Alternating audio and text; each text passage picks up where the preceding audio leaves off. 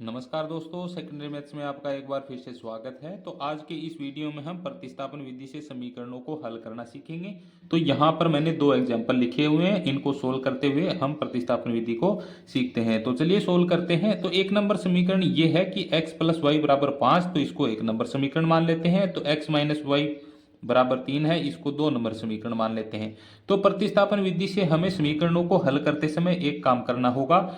एक नंबर समीकरण है उसको लिख देते हैं पहले, x प्लस वाई बराबर हो गया 5। इस समीकरण से हमें कोई x या फिर y यानी कोई एक का मान हमें निकाल लेना है। तो कैसे निकालेंगे? तो यहां से हम x का मान निकालते हैं। तो x बराबर कितना हो जाएगा? 5। और ये जो प्लस का y है ये इधर आके किस में हो जाएगा? माइनस का y। तो ये किसका मान आ गया?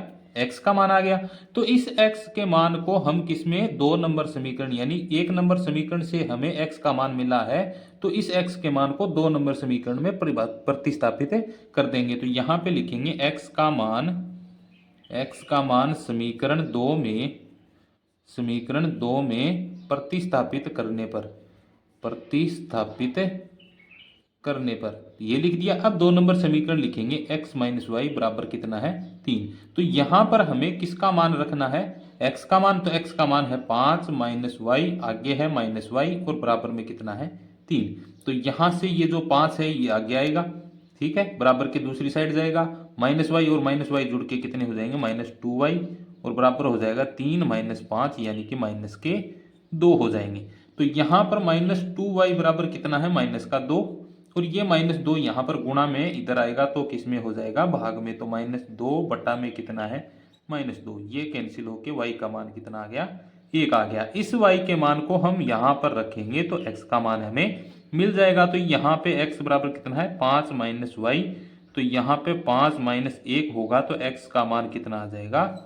4 आ जाएगा। इस तरह से हम प्रतिस्थापन विधि से समीकरणों में से x और y का मान निकाल सकते हैं। अब एग्जाम्पल नंबर 2 है, इसको सोल्व करके हमें सीखते हैं कि प्रतिस्थापन विधि से कैसे सोल्व किया जाता है। तो यहाँ से हमें एक नंबर समीकरण, दो नंबर समीकरण, इन समीकरणों से हमें एक पद का मान हमें निकालना होगा। या फिर x का मान निकाल लो या फिर y का मान निकाल लो। तो मैं दो नंबर समीकरण से x का मान निकाल लेता हूं। तो दो नंबर समीकरण से यहाँ पे लिखेंगे समीकरण 2 से x का मान कितना होगा? x माइनस वाई बराबर 2 है, तो यहाँ से माइनस वाई को आगे लेके जाते हैं। तो यहाँ से x का मान आ जाएगा 2 प्लस में y। अब इस x के मान को समीकरण नंबर, यानी हमें दो नंबर समीकरण से x का मान मिला है, तो यहाँ से x का मान एक नंबर समीकरण में प्रतिस्थापित कर देंगे, ठीक है। अगर हमें एक नंबर समीकरण से x का मान मिला होता, यानी एक नंबर समीकरण से हम x या y का मान निकालते हैं, तो हम किस में रखते? फिर दो नंबर समीकरण में प्रतिस्थापित करते। अब हमें दो नंबर समीकरण से x का मान मिला है, यानी x का मान निकालना है, तो यहाँ पर एक नंबर समीकरण में प्रतिस्थापित करेंगे। तो 2 गुणा में x है और x का मान कितना है? 2 प्लस वाई है। तो यहाँ पे लिखेंगे प्लस में y और बराबर में कितना है? 4। इस 2 को अंदर गुणा करेंगे 2 से तो 4 हो जाएगा, और 2 को y से गुणा करेंगे तो कितना हो जाएगा? 2y हो जाएगा। और प्लस में कितना है? y बराबर में कितना है? 4। अब ये प्लस का 4 आगे जाएगा तो किस में हो जाएगा? माइनस में। और ये दोनों जुड़ के कितने हो जाएंगे? 3y और बराबर यहाँ पे 4 माइनस 4, यानी ये 4 इस यहाँ पर आएगा तो माइनस 4 होगा, और ये हो जाएगा 0। तो y का मान कितना आएगा? फिर 0 आएगा। क्यों? ये जो 3 गुणा में है ये आगे जाएगा भाग में, और 0 में 3 का भाग देने पे कितना आएगा? 0 आएगा।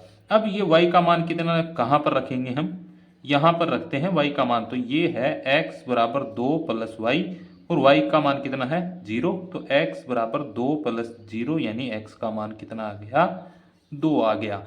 तो यहाँ पर ऐसे आप प्रतिस्थापन विधि से इन समीकरणों को हल कर सकते हैं। तो आई होप आपको ये सब समझ में आ गया होगा। तो ऐसे ही हम अगले वीडियो में मिलेंगे आपको नए टॉपिक के साथ।